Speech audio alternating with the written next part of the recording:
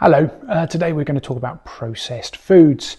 I'm going to start off by talking about unprocessed foods, and these are foods that you will find grown naturally. For example, tomatoes, bananas, apples, that sort of thing. Now these are foods which are high in nutrients, relatively speaking low in energy, and are generally very good for you.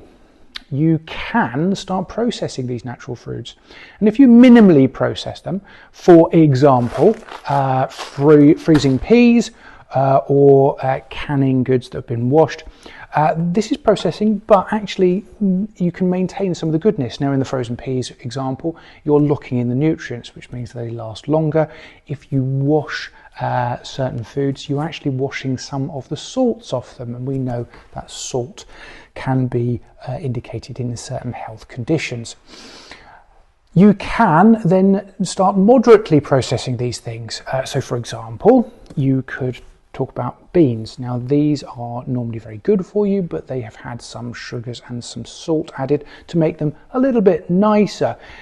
Obviously, again, we're talking about slightly more sugar, slightly more salt, therefore it is increasing your risk of certain health conditions.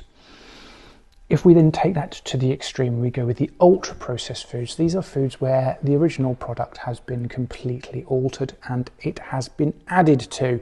This is usually done in an industrial scale, and things that people add to food to make them nicer include things like salt and sugar and fat and preservatives and emulsifying agents, and they are there for three reasons. One is to make the product taste nicer, or to make it look nicer, or three, to make it last longer.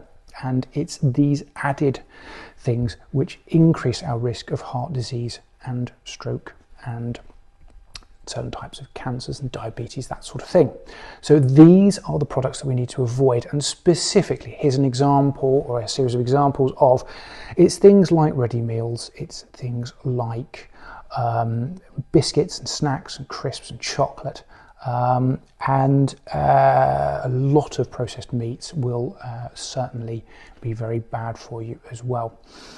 If you aren't sure what is processed and what's not, the government has insisted that we have a traffic light system on foods, and I would encourage you every time you buy something to have a look at the traffic light system, because things that are in the green are obviously very good for you. Things that are in the red are not necessarily in your interest, and often this will be to label things like the saturates or the salt or the carbohydrates, specifically sugars.